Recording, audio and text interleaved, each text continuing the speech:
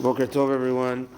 We are continuing with Megilat Esther and starting the fourth Perek, Perek Daled. Mordechai yada et kol asher naasa. Mordechai knew everything that was planned to be done, everything that was done, the edict that Haman sent out. Vayikra Mordechai begadav. Mordechai ripped his clothing. Vayilbash sak va'efer, and he wore sackcloth and put ashes on his head. Vayetze betoch ha'ir, and he went into the city. Vayizak ze'aka gedola umara, and he screamed a loud scream and a bitter one.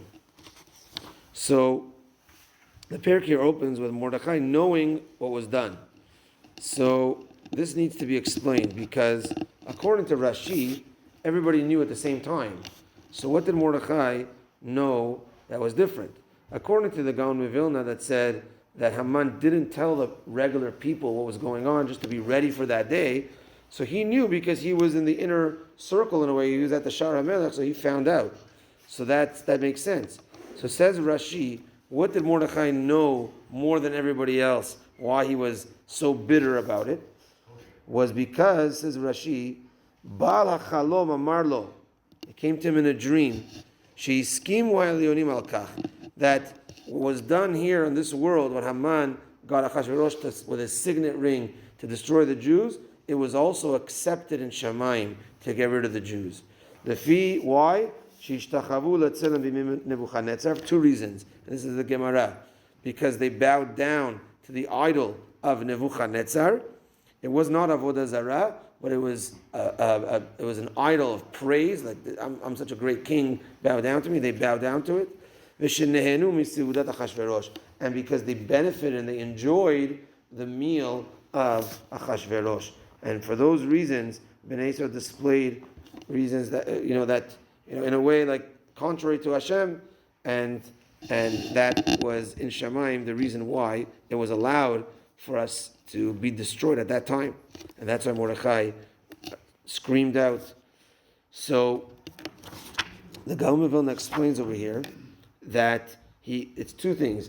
Et kol asher naasa, he screamed on everything that was done, meaning this edict that Haman sent out, and also it was because vayizaku zaka gedola umara, was because that of the situation, and because umara even more bitter, that he knows that it started because of him, because he didn't bow down to Haman. That's what started the whole thing. So it was even more kind of personal to him. The next pasuk, vayavo ad lifnei shar hamelech, and he came like this, dressed in sackcloth, etc., all the way until the gate of the king. Because you cannot go to the gate of the king with sackcloth. And he tried getting as close as he can. What was the reason why he's going there? So the Gaon of Vilna says two reasons. Either one was just practical, was just that's where always he was stationed, and that's where he came to, because that's where he was always stationed, and he was wearing sackcloth that day, but he was kind of rejected. Hey, you can't come this close if you're wearing sackcloth. But the real explanation, he says, is because he wanted to tell Esther, in case Esther didn't know the Gezerah, he found out about it. So in case he didn't know, he wanted to tell Esther. And then, Ubechol Medina Umedina, in every single country of Achashverosh, Mekom Asher Devar HaMelech V'dato Magia, everywhere where the word of the king and his law would reach, Evel Gadol LaYehudim. It was a very big state of mourning for the Jews. Vetzom Ubechi Umisped, fasting, crying, eulogies, sak va'efer, sackcloth and ashes, yutza larabim, was laid down for all the people. So there's a lot of terminologies here of all this type of mourning. So the Gaon of Vilna explains the two things. He says, so how did the word spread to the Jews? He said that we remember that the heads of each city and each community, they got the message, what exactly was happening, but they didn't want to tell the regular people, even the Goyim. But as we know, there were some Jews that were connected to these heads of people over time, and they revealed to the Jews what's going to happen. There were some nice Goyim among the people, and they revealed to the Jews what the plan was, and that spread like wildfire, that that they're going to be killed on that day. That was what it was all about. So it was an Eve Gadol Yehudim. It was a state of mourning, because if a person Hashem knows that he's going to pass away, this is in about a year's time, a little bit less, then that's what they felt. This is like they're already in mourning already right now. That's what was going on. And the Gaon of Vilna says all of these explanations. He doesn't explain the connection to each one, but he says fasting and crying and eulogy and sackcloth and ashes is each connect to the different levels of teshuvah. He doesn't say which one is which. But we know there's teshuvah, there's vidui, enunciating what your sin is. There's charata, there's feeling bad. There is kabbalah la'atid. I'm accepting not to do it again. And therefore, all these steps, he doesn't say what the connection is, but this is what Bnei Yisrael was going through. When they heard this, they went into this state of teshuvah, of avelut, of crying and pleading to Hashem to get rid of the gezerah.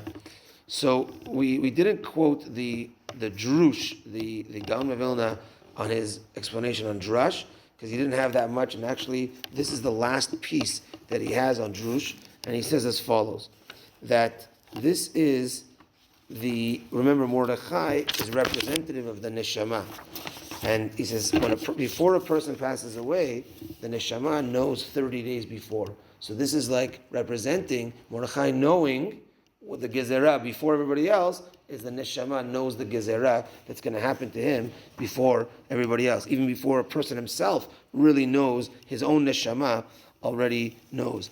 And he says as follows, that there are 11 arurim in the Torah, right? Arur makla avivimo, arur kol shochev. So there's 11 curses that says, when it says the word arur, and that, he says, is keneged the 11 cursed people here in the Sefer, which was the 10 sons of Haman and Haman that got hung, the 10 people that got hung in the story. The Achashverosh was also, he played both sides. The Gemara talks about if he was bad, if he was really bad, did he know was he stupid, or was he really into it like Haman was? Nevertheless, he was not killed in the story. So the 11 is keneged those 11. And he says, and therefore they represent the Yetzer Hara, the Satan, we mentioned, the Yetzer Hara. And at the end, they're going to also be hung. As the Gemara says, when the Beit HaMikdash was destroyed, Hashem gave us a little bit, he knew it was going to be difficult for us in the Galut. He gave things a little bit easier for us. That the Yetzer Hara of Avodah Zarah, of idol worship, that those desires that used to be such a desire, the Gemara says Hashem did shechita to that desire. So we don't have a desire. We think it's crazy. We would bow down to an idol.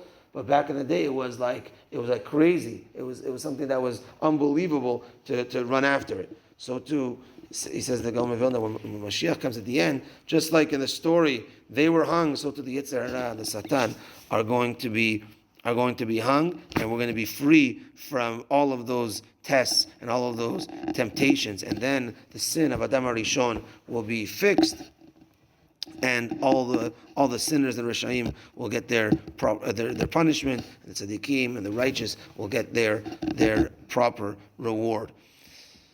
And and and at the end, the Chamat HaMelech, the anger of the king. Here he refers to HaKadosh Baruch Hu. If Hashem was angry at us, that's why we're still in Galut. Shachachar will be forgotten, and everything will be back in the full blissful way. We'll get to that day very soon. B'mihra v'yameinu. את ישראל פיך חיבה להם תורה מצווה שנאמר אדוני חפץ למען צדקו יגדיל תורה וידיר